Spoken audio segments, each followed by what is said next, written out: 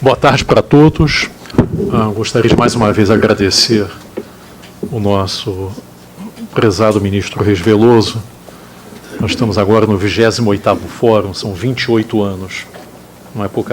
Daqui a pouco nós temos que começar a programar a efeméride de 30 anos, né? 3 décadas de Fórum, daqui 2 anos exatamente. Na verdade, são apresentações um pouco complementares. Nós tivemos um processo nos últimos anos de contra-reforma, em oposição à reforma. Tá? E essa contra-reforma, na verdade, pode ser sintetizada na expressão populismo. Nós tivemos um processo populista. Esse processo populista tem custos muito elevados. Então, as políticas populistas dos anos recentes podem ser entendidas, então, como uma contra-reforma responsável por afastar o país da fronteira da estabilidade, da eficiência e da competitividade. Eu acho que, obviamente, tem aquela história, né? Fácil bater em um cachorro morto, né? Mas aqui não é realmente bater em cachorro morto. É importantíssimo que todos nós, a população, entendam de onde nós viemos, o que aconteceu e onde nós estamos. Nós não estamos numa situação nada simples. O aumento da insegurança econômica e jurídica, da incerteza regulatória, afetou as expectativas e o nível de confiança dos investidores. O resultado foi uma queda do potencial de crescimento não inflacionário da economia, que é hoje menos que 1,5%. Nós fazemos várias contas, alguns chegam a zero, o Raul acabou de mencionar algo entre o 0 e 2%, mas isso quer dizer o seguinte: é inacreditável que o Brasil, que ainda é um país jovem, com potencial enorme de crescimento, seu chamado PIB potencial, esteja hoje 0, 1%, 1,5%. Ou seja, como nós estivéssemos condenados a um crescimento medíocre nos próximos anos. Nós não estamos condenados a isso, mas se nós não fizermos alguma coisa, se nós não embarcarmos num processo de reformas econômicas e reforma política, etc., nós estaríamos condenados a um crescimento medíocre nos próximos anos. Um país jovem condenado à mediocridade. Nós tivemos, apenas uma forma de sintetizar, nós temos, o governo Dilma nos deu 3 heranças, digamos assim. Nós temos 3 heranças do governo Dilma. Primeiro, isso nós estamos discutindo, isso é óbvio, mas a dimensão não é tão óbvia, é a destruição das contas públicas. E nós estamos hoje numa situação de emergência fiscal. Se fosse crise, tudo bem, já vivemos muitas. Mas talvez nós nunca tenhamos vivido uma situação que nós vivemos hoje de emergência fiscal. No passado, como é que saíamos do problema fiscal? Era a inflação. A inflação liquefazia as dívidas, a inflação resolvia. O imposto inflacionário, de fato, resolvia a questão fiscal. Nós não tínhamos um problema fiscal na época da hiperinflação. Tínhamos um problema de hiperinflação, não tínhamos um problema fiscal. Hoje esperemos que nós não tenhamos essa saída. Essa seria a pior saída para o país. A volta da inflação para resolver a questão fiscal. Nós temos hoje, então, uma situação de emergência fiscal e uma dívida cuja dinâmica é hoje explosiva. Hoje, a dívida bruta, a relação dívida-PIB, nós temos contas, todo mundo fazem essas contas. O próprio, me parece que foi o ministro Jucá ou uma outra pessoa, mencionou que a possibilidade de nós chegarmos a 100% da relação dívida-PIB em poucos anos. O importante é o seguinte: nós estamos hoje com uma dívida, um crescimento da dívida incontrolável. A brecha que nós calculamos, que pode ser errado, enfim, ninguém sabe exatamente esse número, o ministro Meirelles está tentando achar esse número nesse momento, entre o que é necessário para nós estabilizarmos essa relação dívida-PIB, nas nossas contas são 300 bilhões de reais. Onde é que nós vamos achar 300 bilhões de reais? Segunda herança é um Estado capturado e aparelhado, que absorve 45% do PIB. É uma coisa inacreditável. O Estado brasileiro absorve aproximadamente metade do nosso PIB, entre tributos e, obviamente, o déficit nominal, 10%. Okay? Programas, incentivos e transferências que carecem de análise custo-benefício.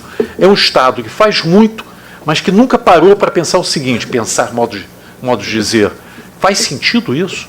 Esses programas fazem sentido? Esses gastos têm alguma racionalidade? Enfim, e nós podemos dar dezenas de exemplos de instituições que são completamente perdulárias. Enfim, eu não vou começar a nomear aqui, mas se me forçar eu nomeio, tá? Incentivos que não fazem nenhum sentido. enfim, e que nós continuamos gastando simplesmente porque o passado é assim, o presente será também assim e o futuro continuará sendo assim, a menos que nós façamos uma reforma. Nós temos hoje um país com um ponto fora da curva. Isso é um gráfico conhecido para alguns de vocês, enfim, a maior parte das pessoas.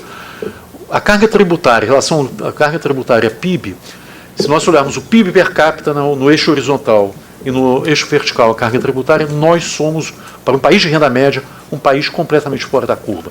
Ou seja, um esforço que nós todos pagamos enorme, tá? Infelizmente o Estado não funciona bem. Terceiro, nós temos um país pouco competitivo, já foi dito, a contra-reforma e uma valorização artificial do real. A realidade é o seguinte, é que o Banco Central pisou na bola de uma forma, assim, como é que eu posso dizer, muito ruim nos últimos anos. Tá? O Banco Central, ele não só teve uma atitude medíocre, digamos assim, pífia, em relação ao controle da inflação, como ao mesmo tempo ele forçou a valorização do real como parte do populismo tarifário, populismo dos preços. Essa é uma dimensão do populismo dos preços, a valorização artificial da nossa moeda, sendo um papel importante na destruição da nossa indústria. Ou seja, o colapso do investimento público em áreas críticas, incapacidade e ineficiência do Estado prover ou garantir a provisão dos serviços públicos de qualidade e custos crescentes frente à estagnação da produtividade. Esse é um gráfico também que deve ser conhecido, quando você mostra o crescimento, na verdade é um gráfico que eu tirei aqui da Firjan, enfim, que mostra o crescimento do custo unitário do trabalho e a estagnação da produtividade. Quais as consequências? Esse é o mesmo gráfico do Raul, talvez um pouquinho diferente, que mostra a participação da nossa indústria no PIB. Enfim, se você olha o ano de 2011, 2010, né? Foi o último ano do governo Lula, nós ainda tínhamos uma participação razoável, era ruim, mas é razoável. Em 2015, nós estamos com uma participação, me parece, está um pouco longe mas me parece que é 9,3% do PIB. Então, nós tivemos um processo de isolamento, tá? É essencial a maior integração dos fluxos de comércio e o aumento da participação das empresas nos mercados globais, que é o maior incentivo aos ganhos de produtividade e inovação. O nosso desafio da inovação é muito grande. O Brasil, não dá para ler ali, mas o Brasil faz ciência e faz boa ciência. Nós calculamos um índice de impacto, enfim, quem tiver interesse, a gente pode circular essa apresentação, de repente vai estar postada no site do INAI. Nós temos uma boa ciência, nós temos uma forte diferenciação, nós fazemos excelente ciência na área de agricultura, na área de medicina, e pasmem, nós economistas estamos em último lugar, em termos de publicação de revistas referenciadas, com pareceristas, etc. Quando nós fazemos o nosso índice de impacto, nós economistas estamos literalmente em último lugar. Em primeiro lugar está a medicina, em segundo a agricultura, ciências da vida. Ok, melhor assim, né? A produção científica não tem se traduzido em inovação na mesma escala, nós conhecemos esses dados, nós temos um processo de estagnação da inovação, as patentes depositadas por brasileiros na NPI estão simplesmente estagnadas nos últimos anos, e faltam razões. Alegadamente, se você tem uma alegação, as N razões que as pessoas alegam, sinceramente, são razões um pouco falseadas, não totalmente. Que a economia do país está centrada em setores que tradicionalmente inovam pouco, as commodities, mas o Canadá, que também é um produtor e exportador de commodities, e os países nórdicos, tradicionalmente também produtores e exportadores de commodities, que inovam muito, isso não pode ser uma razão. Que a escala de produção das empresas industriais é baixa e as firmas mais inovadoras geralmente têm seus centros de P&D fora do país. Mas por que não nós conseguimos atrair esses centros de P&D? E a outra razão, que sinceramente essa é inacreditável, que um colega nosso, que eu gosto muito, acabou de publicar, dizendo que falta financiamento subsidiado para as empresas inovarem. Na realidade é o seguinte, o que mais teve nos últimos anos foi financiamento subsidiado para as empresas inovarem, isso não resultou.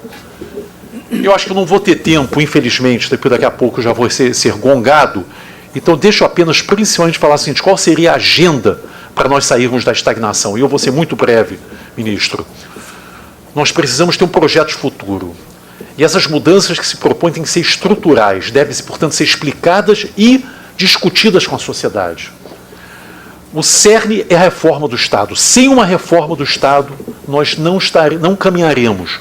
O interesse público, isso é o cerne da reforma. O miolo dessa reforma é uma coisa muito simples. Aspaz até aqui ao meu lado, me corrija, por favor. O interesse público deve ser dominar o interesse das corporações, dos cartórios, das clientelas. Sim. Enquanto nós não superarmos isso daí, nós não chegaremos a nenhum lugar. Existe uma coisa que chama-se interesse público. E o outro são os interesses particulares. Hoje, o Estado, nós temos um Estado dominado por interesses particulares. Pelos interesses corporativistas, nós ouvimos aqui os governadores, pelos cartórios, pelas clientelas. Temos que superar isso.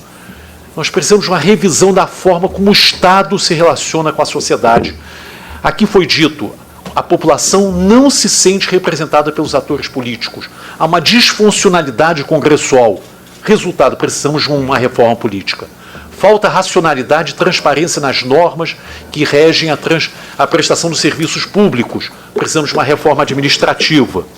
E existe uma deterioração da regulação devido ao intervencionismo do Estado, que foi dito, e falta de independência das agências. Precisamos de uma reforma regulatória. Nós discutimos rapidamente a questão fiscal. Eu vou fazer apenas um parênteses de 30 segundos.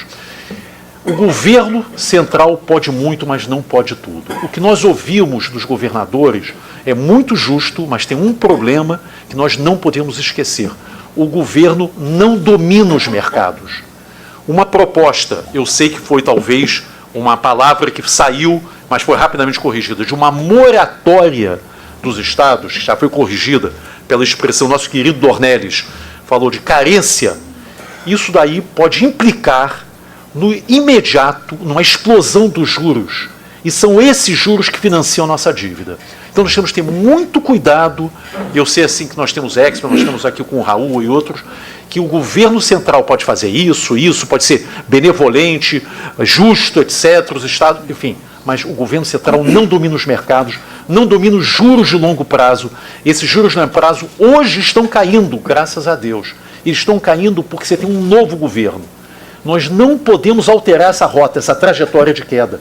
Olha o que está acontecendo com as NTNs, notas do Tesouro Nacional. O governo se financia nas NTNs. Graças a Deus, os juros estão caindo. Os juros estão caindo com NTNs mais curtas e mais longas.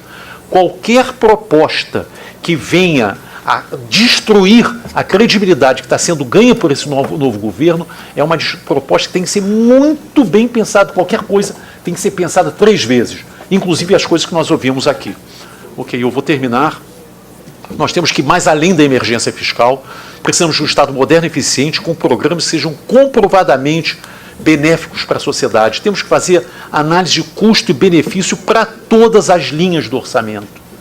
E muitas dessas linhas não se justificam. Desperdício puro de recursos públicos, ou seja, nossos recursos. O câmbio que se desvalorizou, corretamente, aliás, porque nós estamos saindo dessa valorização artificial patrocinada pelo Banco Central, é apenas uma ponte, mas somente uma ponte. O câmbio não resolve o nosso problema de competitividade, mas é uma ponte para um Brasil distinto. E é essa ponte que nós temos que cruzar. Enfim, nós temos algumas sugestões no paper, etc. Né? Nós temos que romper com o nosso isolamento. Nós estamos hoje isolados economicamente, enfrentar uma nova abertura com a assinatura de acordos comerciais e uma redobrada ênfase na promoção do comércio. Enfim, falamos um pouquinho sobre produtividade e reforma do Estado e, finalmente, discutimos um pouco o que seria um programa de inovação sem fronteiras. Ministro, me desculpe, mas, enfim, o trabalho está aqui. Eu vou passar, bem, vocês já vão ter essa apresentação, que, imagino, pode ser postada, então, no site do INAI. Tá? Muito obrigado, então.